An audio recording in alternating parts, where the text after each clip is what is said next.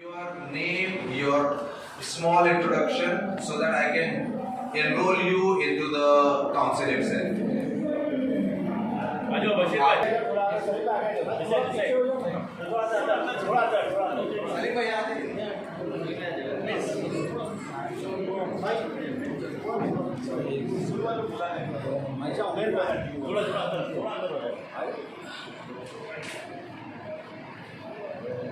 Say cheese. Fees भी बोल सकते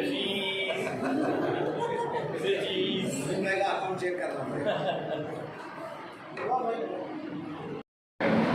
और याद रखिएगा, यही हमारी जिंदगी की सबसे बड़ी कमाई है। अगर आपको इज्जत मिलने लग जाए, वो दौलत कुछ भी उसके सामने कुछ नहीं है। हमें ज़्यादा से ज़्यादा और इज्जत ऐसी नहीं मिलती, उसके लिए बहुत मेहनत करनी पड़ती है। क्या किसी ने खूब कहा है कि बुलंद नजर नजर में उतरना कमाल होता है, नफस नफस में बिखरना कमाल होता है। बुलंदियों पे पहुंचना कोई कमाल नहीं, बुलंदियों पर ठहरना कमाल होता है। तो जिस वक्त पे आप बुलंदियों पर पहुंचे तो आपको उसका इत्मीनान करना पड़ेगा, उसका ख्याल करना पड़ेगा कि आप लोगों को किस तरीके से पेश आ रहे हैं। आपके रहने चलने और अदर चीज़ों में आपके अंदर क्या बदल आता है, क्या चेंजेस आते हैं। मोस्टली मैंने देखा है जब भी इंसान के पास पैसा आ जाता है तो उनके पैर जमीन से हट जाते हैं। तो यहीं से शुरुआत होती है। आपको सबको मालूम है अल्लाह ताला को मकबूली गुरु बिल्कुल पसंद नहीं है। हमारी यही कोशिश रही है स्पोकन मेले के जरिए से। बेसिकली मेला बोले तो हम यही समझते हैं कि खाना पीना और भूल जाना, यही ना मेले के ज़्यादा इंटरटेनमेंट होता है तो भूल जाए। लेकिन इस मरतबा हम मेले से अपने कम्युनिटी के लिए कुछ मैसेज देना चाहते थे कि हमें हालात को मद्देनजर रखते हुए कुछ करना है। तो क्या सबसे पहला इनिशिएटिव होना चाहिए कि हमें मुत्तहिद होना है, एकजुट होना है। जैसे कि आपने बताया मेरे साथ, जब तक आप मुत्तहिद नहीं होंगे तो आप कुछ भी न कर सकोगे। मैं लॉयर्स की टीम्स के लिए नहीं बात कर सकता। अभी मैंने जिस उधर पे एड्रेस किया डॉक्टर एसोसिएशन की टीम को, मेरे ख्याल से 400 से 500 डॉक्टर आए हुए थे माशाल्लाह। मुझे बहुत अच्छा लगा। जुआले साहब ने भी एक सजेशन दिया कि कोकर मेला न कहते हुए कोकर मिलाप करके कहा जाए, और मैंने उसको एक्सेप्ट भी कर लिया। सही है, एक्चुअली मिलाप का जरिया बन गया हमारे लिए। हम एक दूसरे से मिले, एक दूसरे से अंडरस्टैंडिंग किए।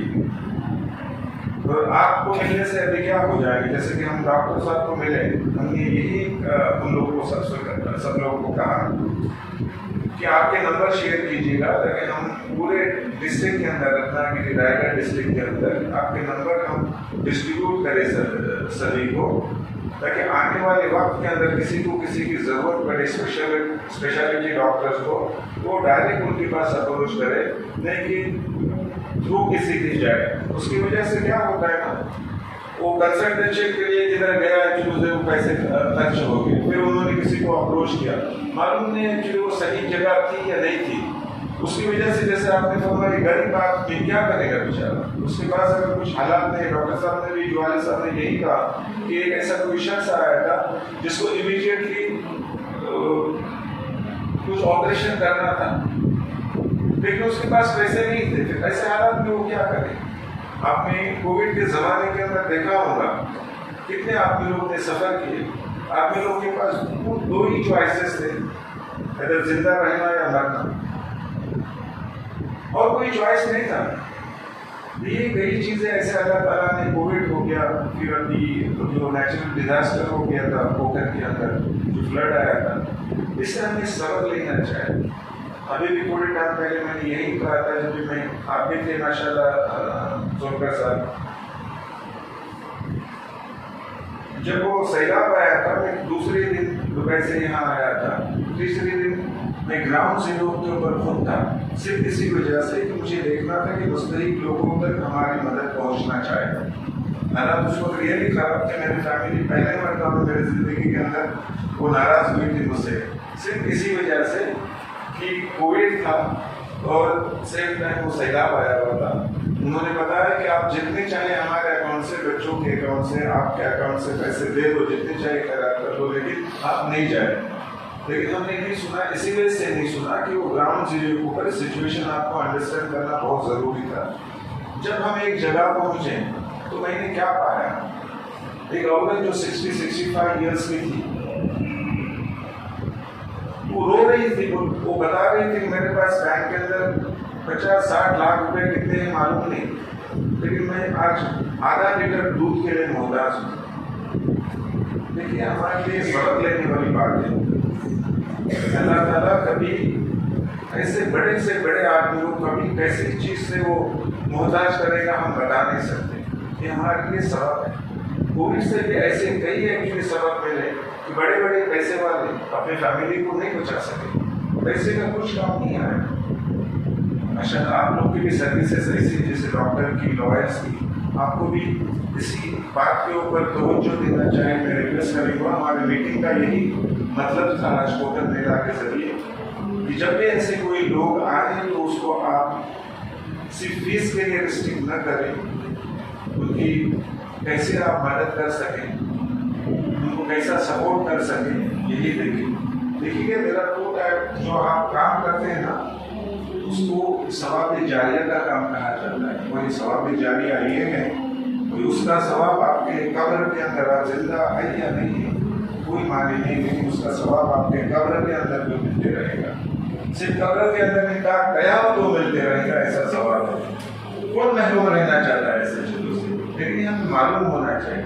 अनफॉर्चुनेट एक्चुअली कई चीजों के अंदर लोग एक्चुअली कमर्शियलाइज हुए। मैं सबकी बात नहीं कर, सब लोग ऐसे नहीं, अभी भी अल्लाह का खौफ करने वाले या इंसानियत रखने वाले बहुत लोग हैं जिंदा है। हमें कोई ना कोई इनिशिएटिव लेना चाहिए। आज हमारे कोकन के अंदर हम क्यों पीछे हैं, तो हम मुत्तहिद नहीं हैं, कि यही हमारी कमजोरी है। हम एजुकेशन के ऊपर फोकस नहीं कर रहे हैं। हम लोग यही करते हैं कि हम लोग गुर्बत में हैं, हम गरीबी के अंदर है। आप गरीबी कैसे जाएंगे? ऐसा कोई जादू मंतर करने वाला नहीं है। सालों साल अगर ऐसा हो रहा है तो हमें चाहिए कि हम लोग फोकस करें, हमारे आने वाली जनरेशन को हम एजुकेट करें ताकि बच्चे पढ़ें, उन्हें जो हमारी गुर्बत है वो खत्म होए। हमारी यही कोशिश है, हमारे फाउंडेशन की या हमारी टीम की यही कोशिश है कि हम सबसे पहले नहीं दो।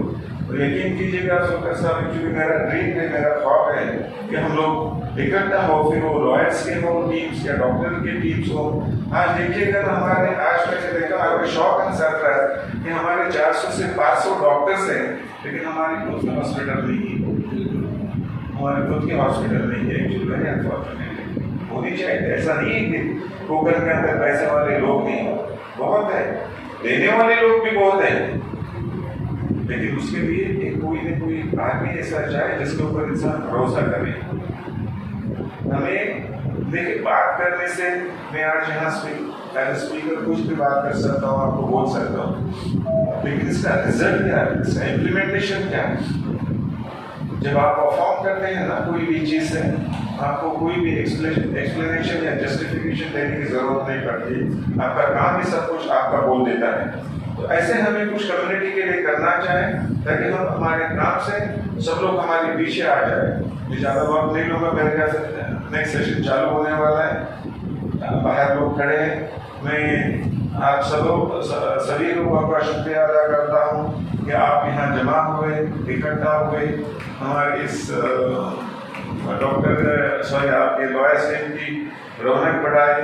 मैं शुक्रिया आपका अदा करता हूँ behalf of the Hajwani foundation, Kokani community forum, Kokani culture foundation की तरफ से आपका सबका शुक्रिया अदा करता हूँ।